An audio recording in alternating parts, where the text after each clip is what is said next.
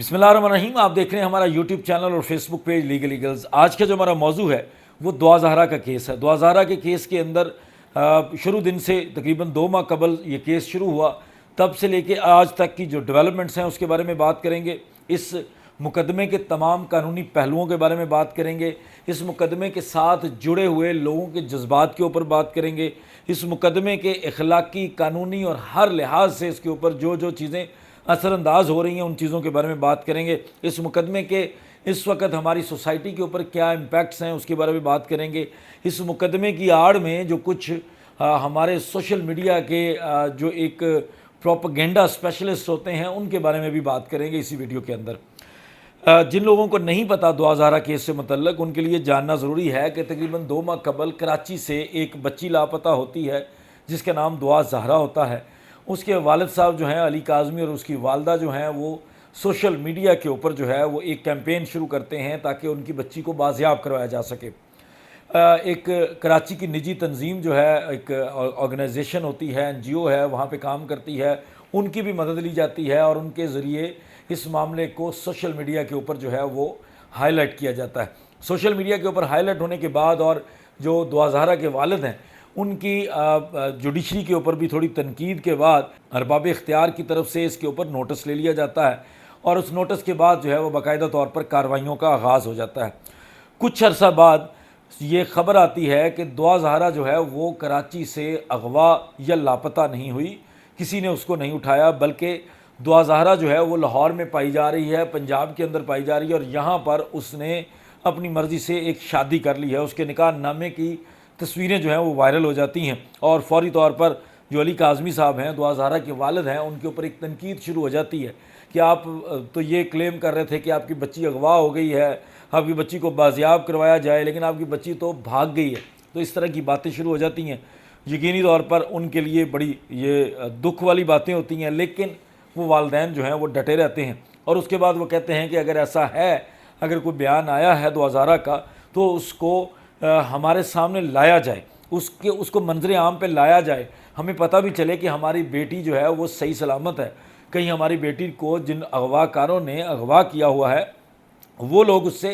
ऐसे बयान ना दिलवा रहे हों। इसके बाद एक कैंपेन शुरू हो जाती है। पहले लाहौर की अदालतों के अंदर मामला चलता है। मामला यूँ चलता है कि लाहौर की जो निचली अदालत होती है उसके अंदर जो है वो दुआ ज़हरा के बयान कलमबंद करवा दिए जाते हैं कि वो अपनी मर्ज़ी से आई है। अब चूँकि पीछे एक मुकदमा दर्ज हो चुका होता है दुआ ज़हरा की गुमशुदगी का, उसके अगवा का, उसके अंदर जो उसका खावंद होता है उसका नाम लिख लिया जाता है कि ये और इसके साथ जो नामालूम लोग हैं या इसकी पुश्त पनाही करने वाले हैं वो लोग इन्वॉल्व हैं। उसके बाद मामला चलता चलाता दोबारा एक दफ़ा दुआ ज़हरा जो है वो दोबारा एक दफ़ा, इनके वेयर अबाउट्स का पता नहीं चलता, दोबारा ये दोनों दुआ ज़हरा और उसका जो मुबैना खावंद है वो लापता हो जाते हैं। अब चूँकि मामला कराची का होता है तो सिंध हाई कोर्ट जो है वो एक्टिव हो जाती है। सिंध हाई कोर्ट के एक्टिव होने के बाद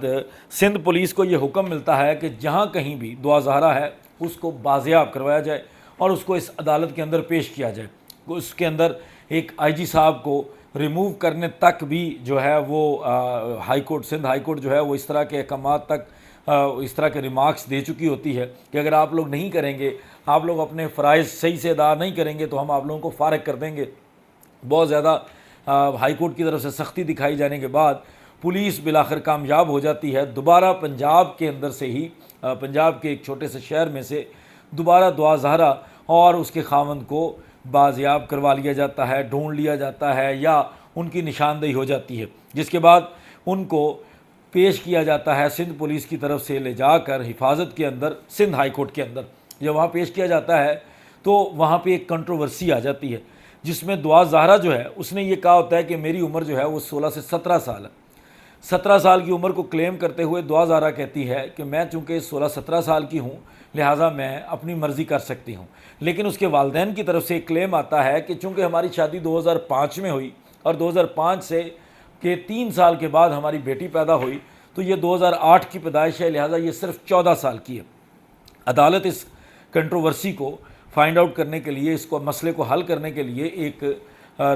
मेडिकल रिपोर्ट तलब कर लेती है। मेडिकल एग्जामिनर को कह दिया जाता है कि आप इस बच्ची का मेडिकल करेंगे और मेडिकल के ज़रिए, इसकी तिब्बी तशख़ीस के ज़रिए इस बच्ची की उम्र मालूम करने की कोशिश करेंगे। उसके बाद मेडिकल रिपोर्ट आती है, तो मेडिकल रिपोर्ट वही चीज़ें कहती है जो वो बच्ची दुआ ज़हरा क्लेम कर रही होती है, लेकिन वालिदैन जो है वो उस मेडिकल रिपोर्ट को मुस्तरद कर देते हैं। उसके बाद अदालत ने ये किया कि अदालत ने उस बच्ची को अपने सामने पेश किया, अपने सामने खड़ा करके उससे ऑन ओथ हलफ के ऊपर एक स्टेटमेंट ली, उससे पूछा कि आप बग़ैर दबाव के और बग़ैर किसी किस्म के खौफ और डर के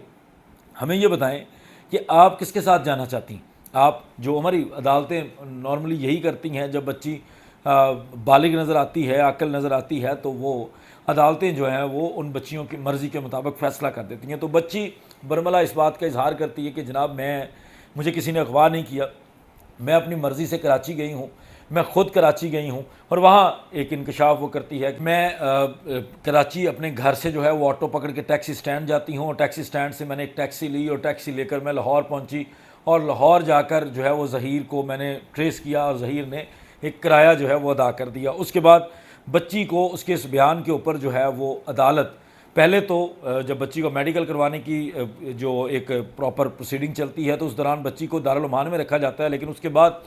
बच्ची को ज़हीर के हवाले कर दिया जाता है। और इस दौरान वालिदैन की दरख्वास्त के ऊपर एक मुख्तसर सी मुलाकात करवा दी जाती है दुआ ज़हरा के साथ उसके वालिदैन की, जिस मुलाकात के अंदर दुआ ज़हरा अपने उस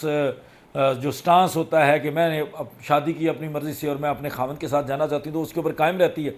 जिसके नतीजे में जो हाई कोर्ट है वो उसको इजाज़त दे देती है कि आप इस लड़के ज़हीर के साथ, जो कि अब आपका खावंद है, जो हमारे पास लीगल डॉक्यूमेंट्स हैं उसके मुताबिक, तो आप इसके साथ जा सकती हैं।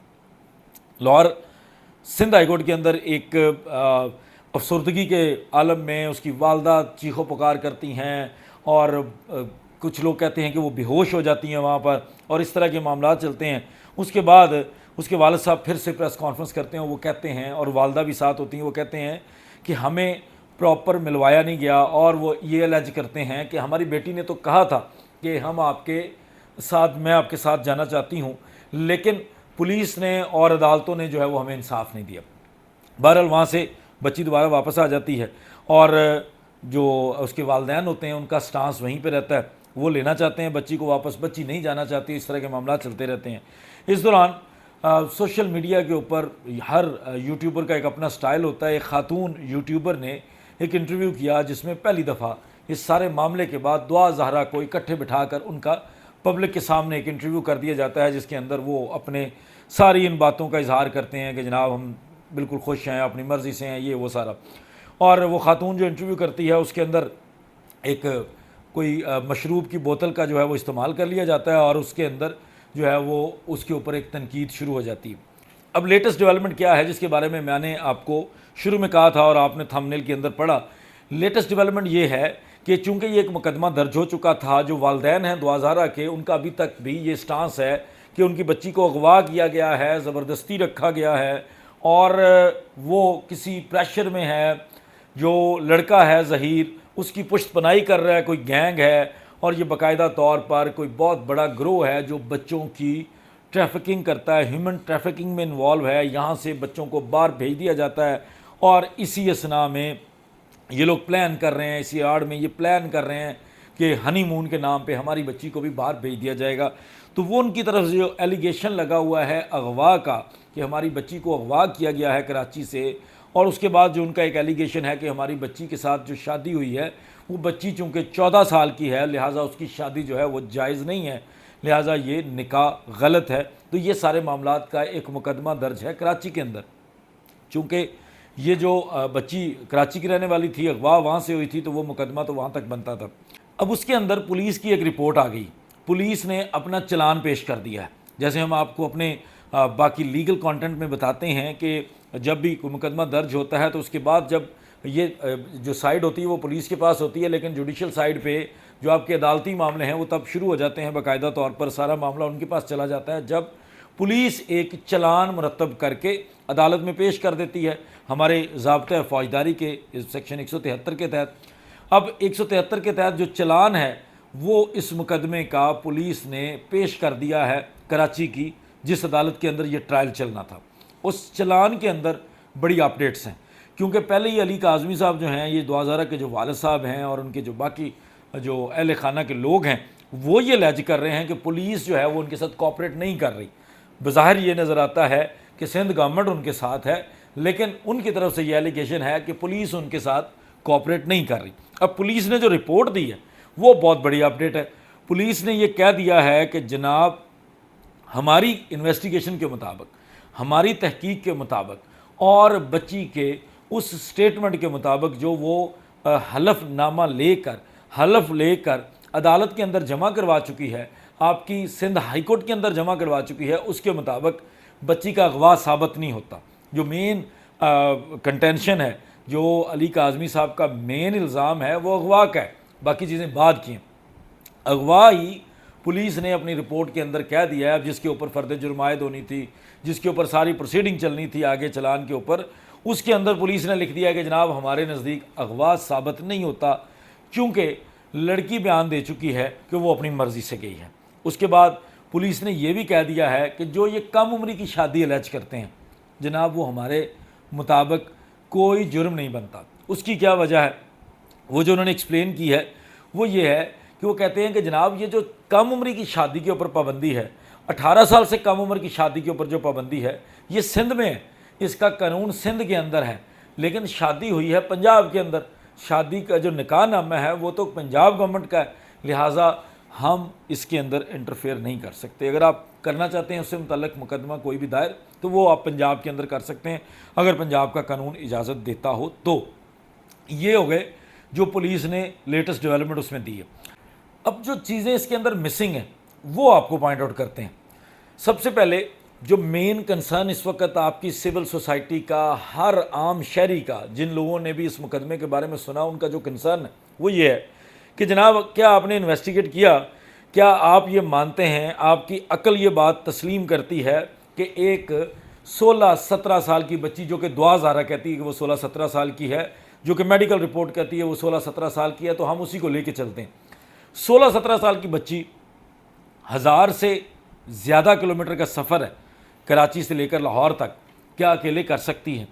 क्या 1000 किलोमीटर का सफ़र जो है वो एक ही गो में किया जा सकता है? उसके दौरान आपके 2-3 स्टे नहीं होंगे। 1000 किलोमीटर के सफ़र जो बाय रोड किया जाता है उसके दौरान बंदे को नींद नहीं आती, कोई मसला नहीं होता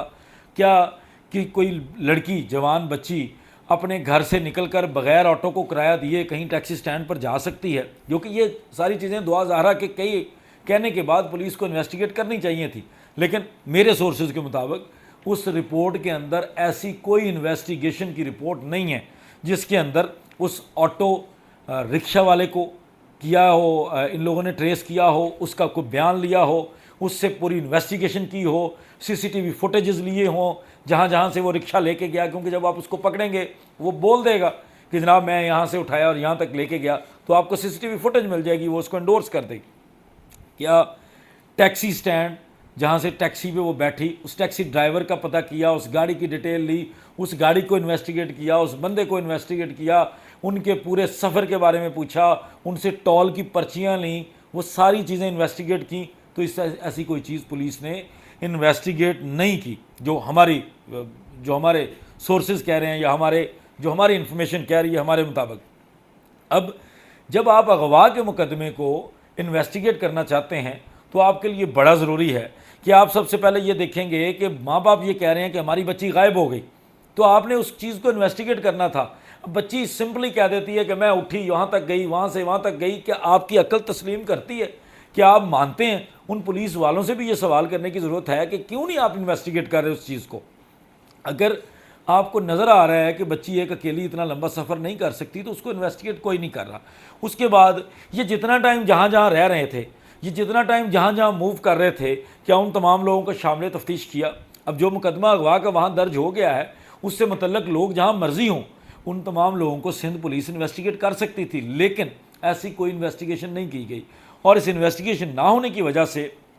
सिर्फ लड़की के एक बयान के ऊपर जो है वो पुलिस ने पूरे केस का बेड़ा गर्क कर दिया। जिस तरह पुलिस ने लिख दिया है कि जनाब हमें नहीं लगता कि ये अगवा है, जनाब ये कम उम्र की शादी नहीं है, जनाब इसमें ऐसा कोई मसला ही नहीं है, इस केस को ख़त्म कर दें। पुलिस ने खुल के नहीं कहा, लेकिन पुलिस ने ये कह दिया है कि इस केस को ख़त्म कर दें, और पुलिस चाहती है कि अब ये केस ख़त्म हो जाए, क्योंकि ये उनके गले की हड्डी बना हुआ था। ये वो पॉइंट्स हैं जिनके ऊपर इन्वेस्टिगेशन होना ज़रूरी थी। सिर्फ आप इतने से पॉइंट को इन्वेस्टिगेट कर लें, उस बच्ची का लाहौर से, कराची से लेकर लाहौर तक का सफ़र इन्वेस्टिगेट कर लें, इस केस का सारा मसला हल हो जाएगा। लेकिन इस तरफ अभी तक हमारे तहकीकाती इदारे नहीं जा रहे, जिसकी वजह से जो एक और डेवलपमेंट ये है कि जो वालिद हैं दुआ ज़हरा के, अली काज़मी साहब, उन्होंने सुप्रीम कोर्ट जाने का भी फ़ैसला किया है ताकि उसके अंदर कोई अहकामात जारी किए जा सकें कि इन चीज़ों को इन्वेस्टिगेट किया जा सके। लेकिन अगर सुप्रीम कोर्ट से उनको नहीं भी रिलीफ मिलता तो वो ट्रायल कोर्ट के अंदर इन चीज़ों के बारे में ज़रूर एजिटेट करेंगे कि ट्रायल के अंदर ये चीज़ें शामिल की जाएँ और इन लोगों को यहाँ पे रोक लिया जाए, इनके नाम ECL में डाले जाएँ, क्योंकि ये एक ग्रोह है और ये लोग यहाँ से बच्चियों को बाहर भेजते हैं और इस तरह की कोई इनकी हिस्ट्री भी है जो उनकी तरफ से एलिगेशंस हैं। अब ट्रायल कोर्ट के हाथ में सारा कुछ चला गया है, ट्रायल कोर्ट ने इन चीज़ों का फ़ैसला करना है और मज़ीद इसके ऊपर जो कोशिश कर रहे हैं कि इन पॉइंट्स के ऊपर जो है वो इन्वेस्टिगेशन अगर पुलिस कर रही है, करना चाहती है, या इससे मुतल्लिक हम भी कोशिश कर रहे हैं कि कोई अपडेट मिले। आपके पास भी अपडेट हो तो हमसे ज़रूर शेयर कीजिए, क्योंकि अब हम इसको कानूनी साइड से ज़रूर आपके सामने रखेंगे। बहुत शुक्रिया। अस्सलाम वालेकुम।